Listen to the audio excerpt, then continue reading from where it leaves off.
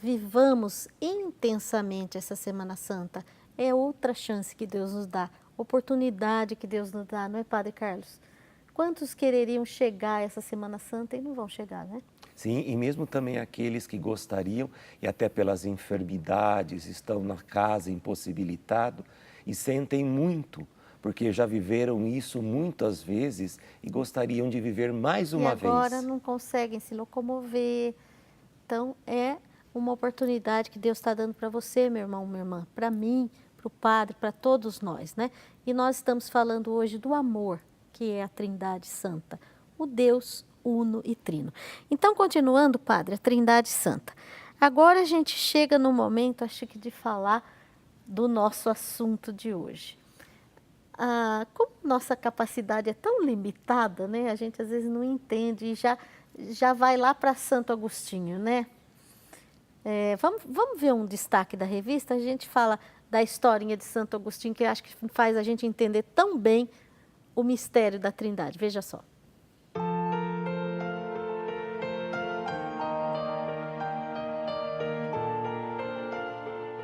Como podemos dirigir a nossa adoração a cada uma das pessoas da Trindade, podemos também dirigi-la às três pessoas ao mesmo tempo.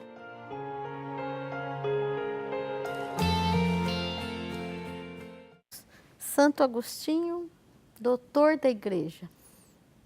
E não conseguiu entender, né? É, porque trabalhar com o infinito, com o eterno, é uma coisa muito difícil para o ser humano.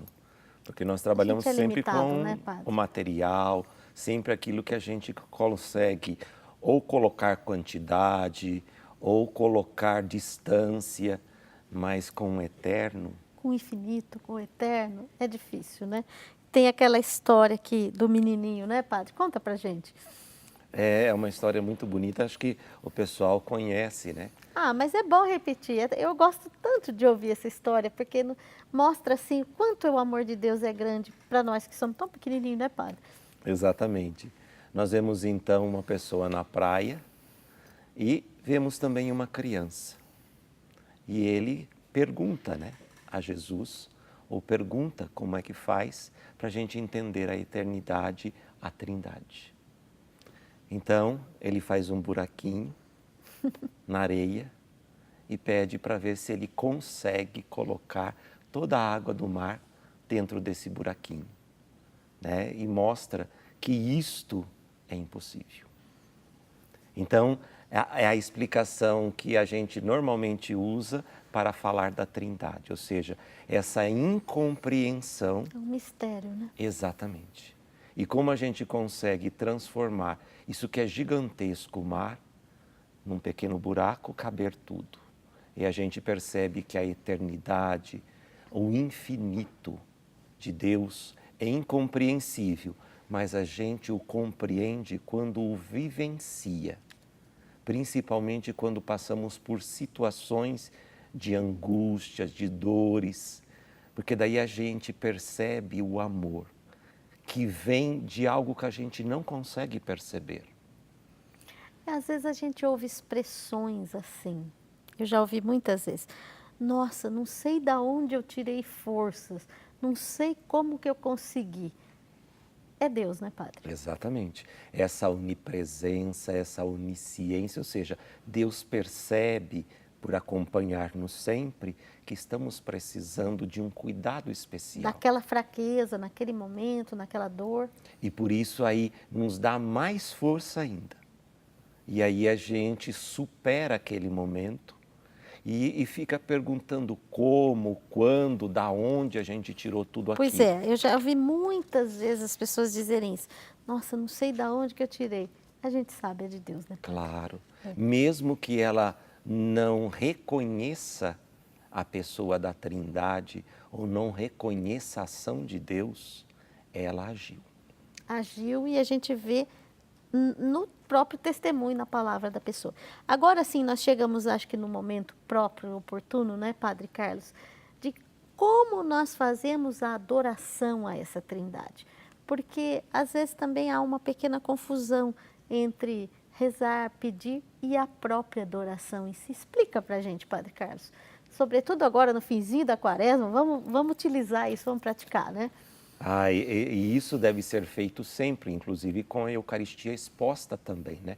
Nosso momento de adoração, ou seja, é olhar e contemplar a beleza da ação de Deus, ou seja, que se manifesta de uma forma tão rica e muitas vezes incompreendida por nós, mas mesmo assim nós devemos admirá-la. Ou seja, reconhecer que tem alguém muitas vezes maior do que nós, muitas vezes mais poderosa do que nós, muitas vezes mais amorosa do que nós e que quer sempre o nosso bem. Em todos os instantes, durante toda a nossa vida. Então, a gente contemplar esse momento, é ir vivenciando esta adoração, ou seja, não querer entender, mas apenas perceber a beleza disso, que é estar uma criatura diante do seu Criador. Isso a gente só pode fazer, Padre, nos momentos assim, diante do Santíssimo. A gente acabou de falar de pessoas que não conseguem mais se locomover, que não conseguem ir até uma capela, um santuário, uma igreja, né? Mas a gente pode ter esse espírito adorador, esse espírito adorador dentro da gente para ficar em contínua sintonia com o Pai, o Filho e o Espírito Santo. Esse é o desejo que a gente gostaria que todos tivessem, né? Porque às vezes a gente mistura esse momento de contemplar e já vai pedindo. Pois é. Fazer já vai agradecendo. Uma explicação para a gente. Como a gente deve se comportar, por exemplo, se eu consigo ir a uma igreja diante do Santíssimo, que aí eu posso adorar o Deus unitrino também, né? Não só, mas também. Mas eu posso olhar para uma criatura de Deus, eu posso olhar para a natureza, eu posso contemplar no vazio a própria ação de Deus. Porque ela se faz em todas as coisas. Então, mesmo que eu estiver olhando para o céu e o céu estiver encoberto, eu posso contemplar Deus, porque Ele está naquele infinito. E a gente olhar para uma estrela, para uma árvore, para uma planta, para um animal, para uma pessoa, para um objeto, nós podemos contemplar. E isto requer que a gente esvazie a nossa mente. Para uma adoração de verdade. Exatamente. Porque senão a gente vai colocando os nossos desejos e aí já não é mais adoração. Né? E o que eu devo fazer, por exemplo, Padre? Porque às vezes tem as orações prontas, mas se eu não tenho uma adoração ali, eu posso ficar em silêncio ou eu posso adorar pelas, entre aspas, qualidades de Deus? O que fazer ali? Sempre eu penso que o vazio sempre nos ajuda, ou seja, esvaziar a mente das preocupações. Ali tira os problemas, tira as coisas. Pelo menos um pequeno espaço, porque normalmente a gente sempre acaba carregando tudo ao mesmo tempo. É verdade. E para onde a gente for. É difícil esvaziar, né? Mas a gente precisa fazer esse exercício também, que é poder sair um pouco das nossas questões e olhar aquilo que é maior, até para também nos dar força, nos impulsionar para podermos continuar a nossa missão. Por exemplo, para a adoração eu posso ler um trecho do Evangelho, é bom, não é bom? Eu leio ali, eu peço o Espírito Santo, como é que é? Justamente, o Espírito nos ajuda, a leitura dos Evangelhos nos direcionam para olhar o que é essencial e aí depois aquietar para a gente poder fazer a contemplação daquela beleza. Justamente, por exemplo, quando a gente pega um Evangelho e a gente lê um trecho, ele vai nos remeter, ou seja, indicar uma situação. Normalmente a pessoa de Jesus, Claro, né? Claro, que vai indicar a pessoa de Deus.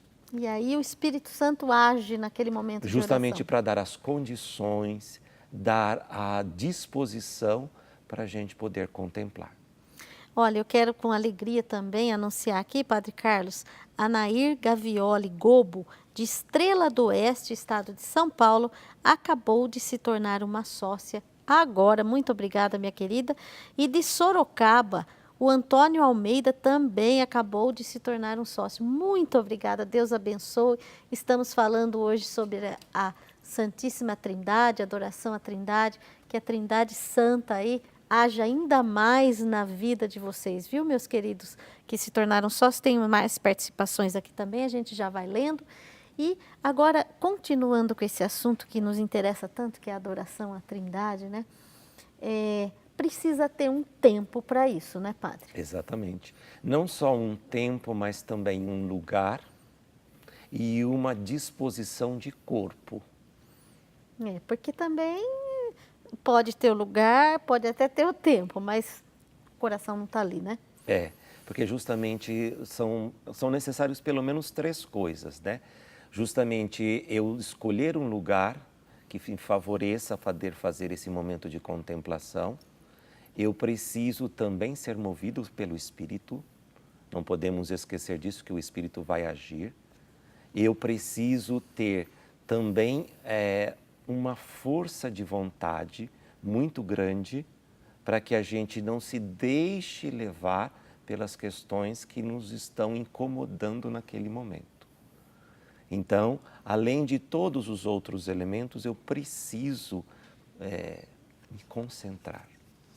E essa concentração exige esforço, porque eu vou fugir daquilo o tempo inteiro. Então, eu vou exercitando. A natureza da gente não é inclinada a isso, né, Padre? Exatamente. E é importante que a gente tenha um momento de contemplação, esse momento de esvaziar-se, porque é justamente aonde a gente se fortalece. Porque enquanto eu estou rodeado pelas minhas questões, aquilo me consome. E quando eu contemplo, aquilo me preenche. Isso, então, olha, mais um elemento importante. A gente tem que ter as condições para fazer essa adoração. Estamos aprendendo. Quero falar mais algumas participações aqui. A Benedita Aparecida Teixeira, de Campinas, da nossa arquidiocese, mandando aí a sua participação. De Gramado, no Rio Grande do Sul, Maria Sofia Sé.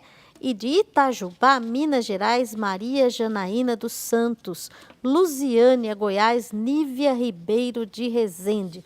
Muito obrigada pelas suas participações. Nós vamos para um pequeno intervalo e já voltamos. Tenho aqui ao meu lado o Padre Carlos Nascimento, que é reitor do Santuário Nossa Senhora de Guadalupe, da Arquidiocese de Campinas.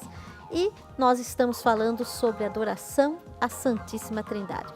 Pequeno intervalo, a gente já volta com o Brasil Cristão. Até já!